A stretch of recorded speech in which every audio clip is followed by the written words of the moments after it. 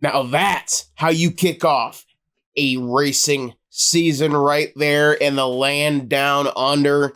You have you have the tight racing, you have the weather playing a factor, a little bit of controversy, absolute mayhem going on at Albert Park in the land down under. So we'll do a quick race review.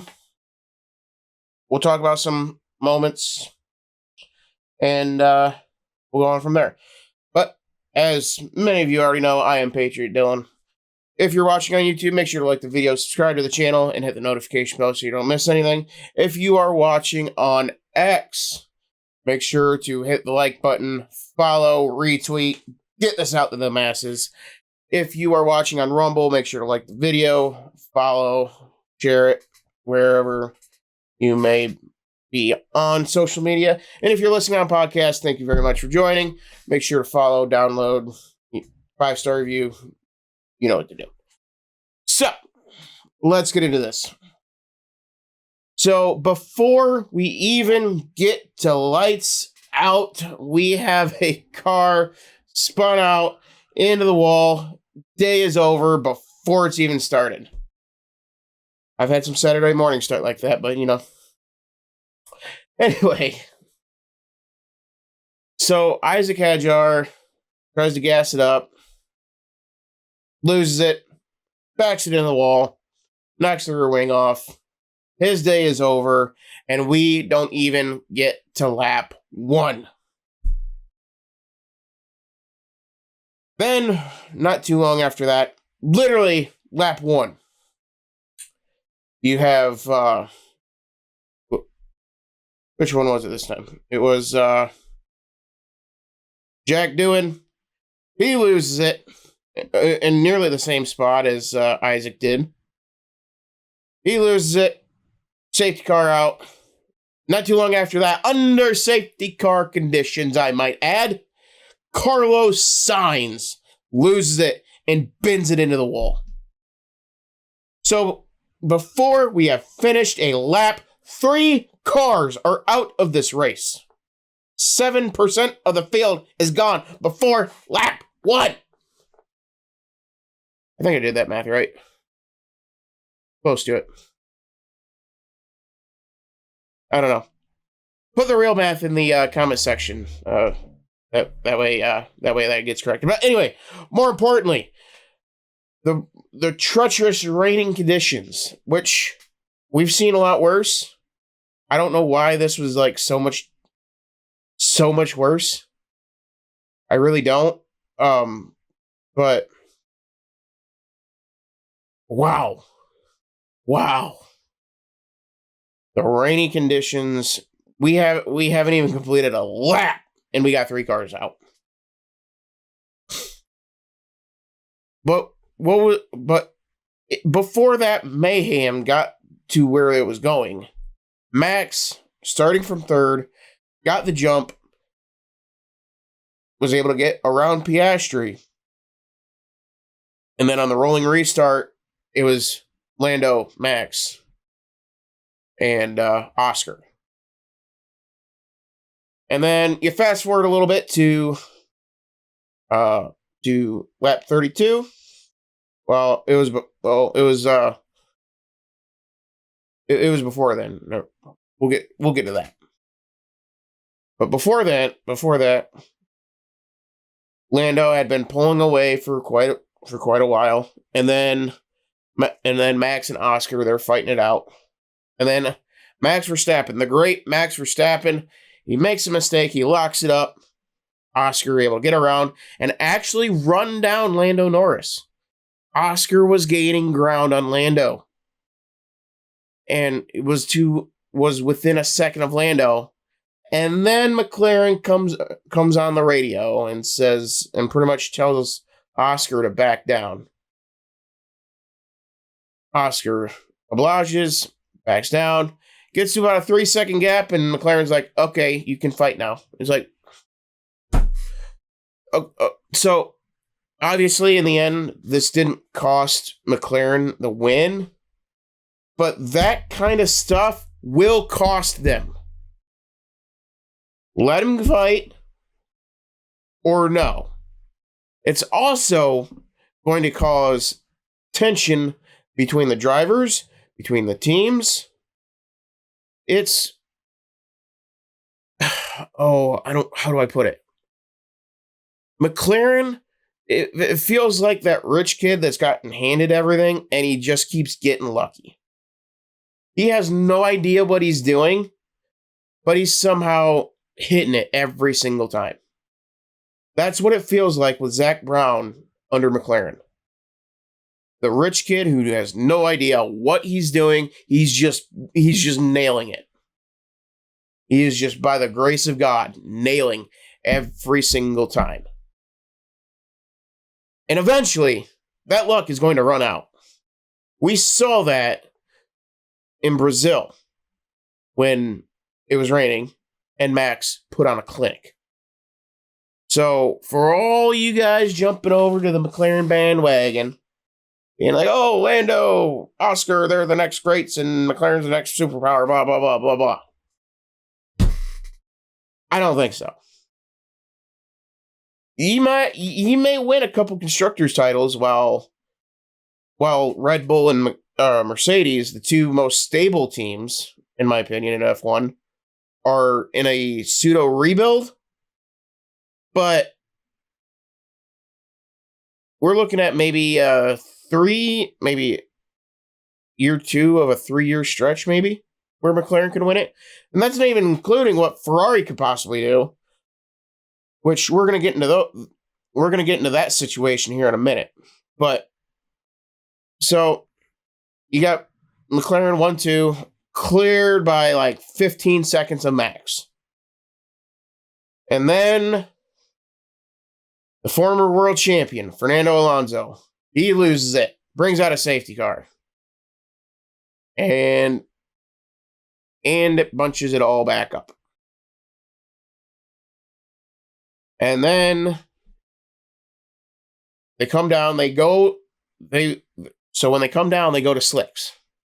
McLaren goes with the hards, along with Russell in 4th, and then Max goes with the mediums, which I think mediums were the right call here. You don't know how... We have an idea of when the rain's going to return. We just don't know. We definitely know we're not going to make it to the end without having to go back to the inners. We were pretty sure about that. So go with the fastest compound because you're not going to be using all of it through the end of the race. I mean, all you had to do is look up at the sky. You don't need the fancy radar bullcrap. I mean, that's the funniest thing to me about Formula One is they have all these high-tech weather systems that is more accurate than the weatherman and can tell you all the way up to the millisecond the rain is going to start.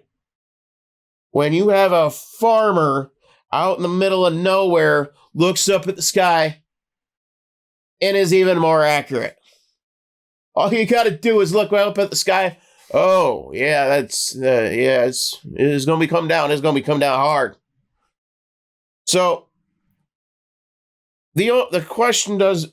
So here's the deal. When they come to the end of this whole... when they go back to the inners, that's where things get interesting. So, McLaren, both of them, they go off into the gravel. Oscar, he ends up continuing his crazy 8-second ride and goes into the grass and nearly gets stuck, essentially ending his day. But Lando, he instantly comes down, goes back on inners. So at that point, Max, albeit maybe 3 seconds to decide, does he come down and follow Lando, or does he stay out? If you come down with Lando, okay, you have your shot. Now, if you stay out, you have to commit to it. You have to go full bore and just go for it. That's where I was, and you can ask my friend friend that I watched the race with. I am screaming for Max to stay out. Just keep on chugging. It will work out. You just have to let Max be Max. And yes, I get it. You are losing an insane amount of time each and every lap. But you also have to remember, you have not one, not two, not three, but 4 rookies in the field. 2 of them making their first appearance in Formula One. You know at least one of those knuckleheads is going to mess up and bring out a safety car in the very, very near future. And sure enough, Gabriel Bortoleto, he is the one that makes the mistake. And then under safety car, Liam Lawson does the same thing. I mean, now, if Max would have stayed out, I do believe there was going to be enough of a gap to where Max could have came down, got on inners, and still came out in front of Lando. It was going to be very close, but it puts you in the ballpark. Now, I go by the Richard Childress model when it comes to pit strategy. If you do the same as the leader, if you follow the leader, well, you're going to follow him all the way into watching him go into victory lane. You have, and especially when you're the slower car, like Red Bull was in Australia, you have to go contrarian, and when you go contrarian, you stick to it. You stick to it one more lap, you're coming out on fresh inners in front of Lando Norris. You gave yourself a shot. Now, it ended up working out for Red Bull and Max because when everything cycled through, he came back around second. But you still had that really solid shot at being able to come out in the lead with the inners instead of having to pass them out on track in the closing laps. Now, that's my spiel on that. I would have definitely kept out Max pretty much up until we was screwed, because by the time Red Bull elected to come down and pit, you had nothing to lose anyway. So just go for it. Just go for it. Either hit the home run or strike out is the situation that you were in. Go for it all and die trying. And if you die trying, hey, you died trying. So, that is, and then in the closing laps, Max, he found some speed, got some DRS, just didn't quite have enough time. He did make a few mistakes there towards the end, a few minor mistakes that killed the momentum, let Lando get away. And Lando Norris is your 2025 Australian Grand Prix winner. And, well, he earned it. He certainly earned it. Now, when I was watching the broadcast, I think it's Julian Palmer who does the F1 TV broadcast. He is so good on the plate. He is so good. The way that he described it. In the record books, it will say Lando won the pole. And it'll say he won the race. But there is so much more to this story than just that. He had to work for it, and boy did he. So, Lando, tremendous job. Now one I gotta shout out, because that is the drive of a future champion, is Kimi Antonelli, the 18-year-old rookie from Italy. Mercedes found their gem. They found their next Lewis Hamilton. They found their next Max Verstappen. It is Kimi Antonelli. And that with the difficulty of this race, with the weather, Kimi showed he's got it. He's got it. Like Isaac Hadjar couldn't even make it to the start. Jack Doohan couldn't even make it a lap. Now, Bortoleto and Lawson, yeah, they got through most of the race, but Liam Lawson in a Red Bull never sniffed points. And I'm willing to give him a pass here just because of just how insane this race was as far as like trying to keep up with the weather. But Liam Lawson is going to be compared to Kimi Antonelli. They're coming in on equal cars. Liam with more experience in F1 than what Antonelli has. And if this kind of point gap is consistent between Antonelli and Lawson, you're going to have to make a change at Red Bull. You cannot be having this at Red Bull. And you might have to go the way of Yuki Tsunoda. And it wouldn't be a bad pick at all. I get why they went with Liam Lawson. But he had a horrific qualifying. Not great in practice. And couldn't finish the race. So that heat's on. I'm gonna give him a pass here to a degree, but again, the person he is going to be compared against throughout his career, should it be long, is gonna be Kimi Antonelli because they went full time the same year. In identical cars. So we'll see, but the heat's turning up. It's turning up quickly. So good job to Kimi. Alex Albon bringing home a stack of points for Williams. Nico Hulkenberg scoring 6 more points for Sauber than I thought they'd get this year, and it's only been year one. It's only been race 1.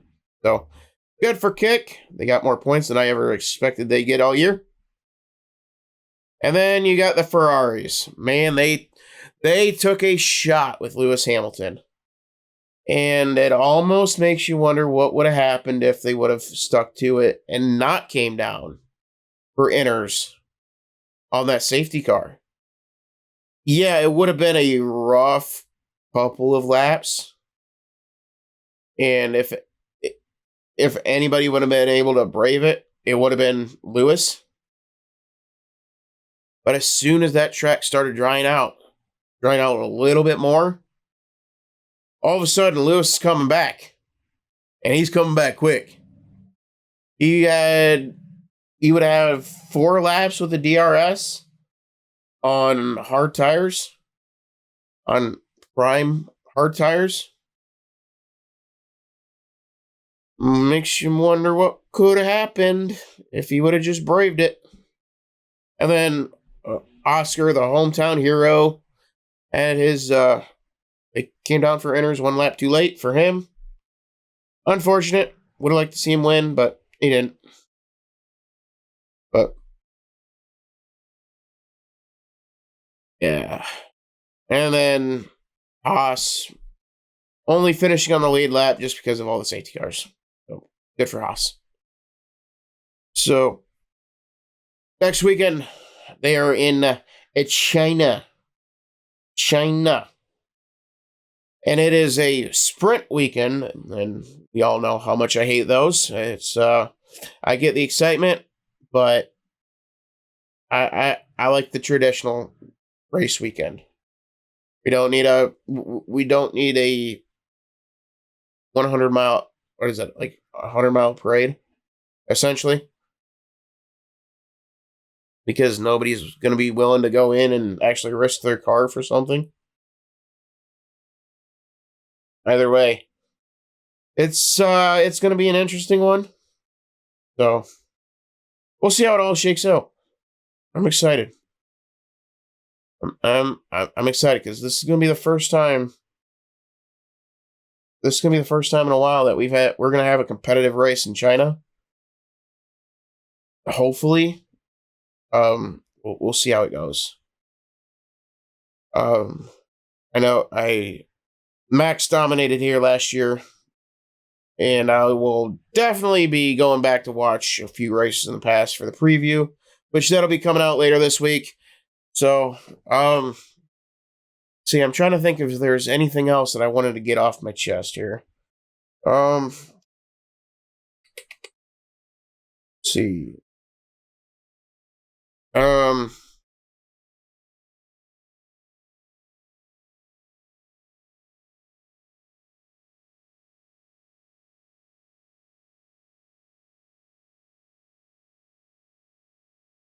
Oh, yeah, Lando, we've learned from our mistakes.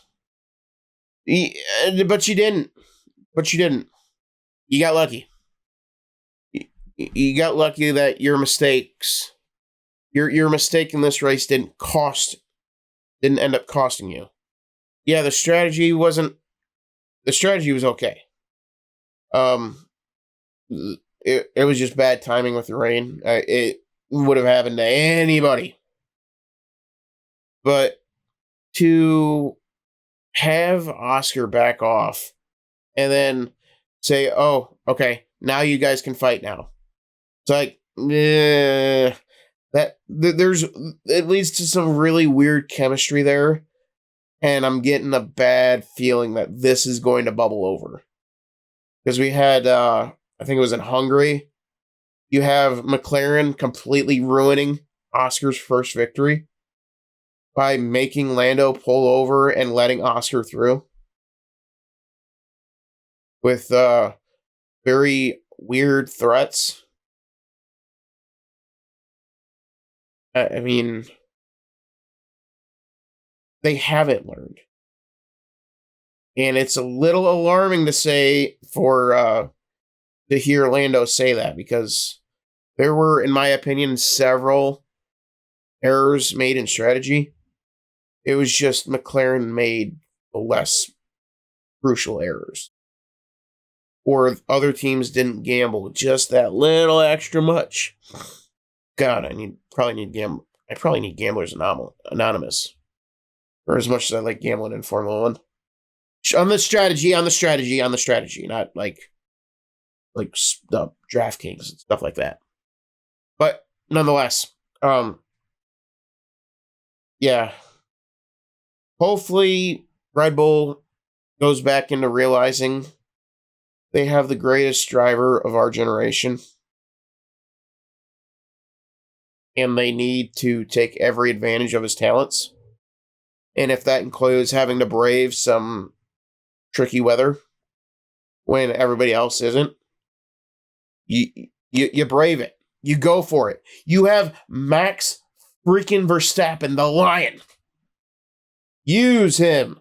Let him show off his talent. Because if you would have done it in Australia, you would have came home the winners and leading in the points and having that psychological edge over McLaren of, oh my God, we dominated this race. We did everything right and we still lost to a car that is slower than us. You had that shot. And Hannah Schmitz, the lead strategist, you're the best in Formula 1. You are. I'm not denying that. But here you made a critical error that costed Red Bull the race. You have to go out there. You have to take chances. You're not in a position of dominance. You're playing catch up. So when you haven't caught up yet, you got to gamble to stay with to stay with McLaren while you're playing catch up on the engineer side. So it's on the strategist. You take those high risks, take those chances. And then once the engineers catch up to McLaren's, then you can start playing it safer and try to just muscle your way through. So, okay. I think that's everything. Trying to think. All right, yeah, that's everything. So keep a lookout. We'll have the Las Vegas race review coming up tomorrow, and I think we have a triple header weekend next weekend with F1, NASCAR, and Indy. So it'll be exciting. So got a long week ahead of us, and gonna be a fun one. So make sure to like the video, subscribe to the channel, follow, rate, whatever you do, whatever you got to do on your respective platform, and we will see you next time.